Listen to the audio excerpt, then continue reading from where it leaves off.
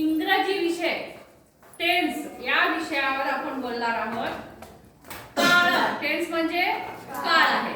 मग आपल्याला मराठी हिंदी स्पष्ट लगेच आपण उच्चारू शकतो, लगेच आपण करू शकतो। वाक्य रचना आपण व्यवस्थित काळाची करू शकतो, पण इंग्रजीमध्ये आपल्याला वाक्य रचना करता येत नाही। यासाठी आपल्याला टेन्सचा वापर करावा लागतो, यासाठी आपल्याला टेन्सचा अभ्यास करावा लागतो। मग या टेन्स मध्ये 3 प्रकार आहेत। कोणकोणते आहेत 3 प्रकार? प्रेझेंट टेन्स, पास्ट टेन्स, तिसरा आहे फ्युचर टेन्स। या तिन्ही टेन्स आपल्याला आज अभ्यास करायचा आहे, पण एकदम आपल्याला तिन्हीचा अभ्यास करता येणार नाही। यासाठी आपल्याला पहिला कोणता आहे? प्रेझेंट टेन्स, याचा आपल्याला आता अभ्यास करायचा आहे। पहा, सिंपल प्रेझेंट टेन्स त्याचं सूत्र आहे। सिंपल प्रेझेंट टेन्स म्हणजे साधा वर्तमान काळ।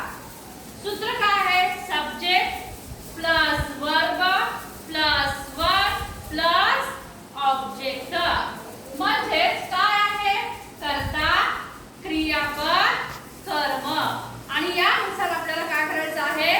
वाक्य रचना करायची आहे। मग कसं येणार वाक्य रचना? I write a letter. काय आहे? I write a letter. I काय आहे? Subject, write verb, a letter object. मग क्रियापदाचं कितवं रूप आहे हे? पहिलं रूप आहे। मग आता तुम्ही सुद्धा प्रत्येकाने समोर येऊन एक एक वाक्य करायचं आहे।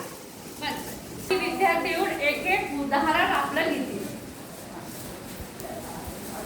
इकडे येतात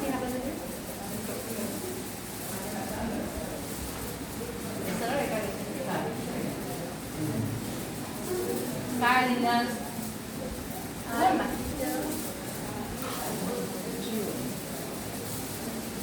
काय आहे वाक्य? I eat a one. Okay, बंद।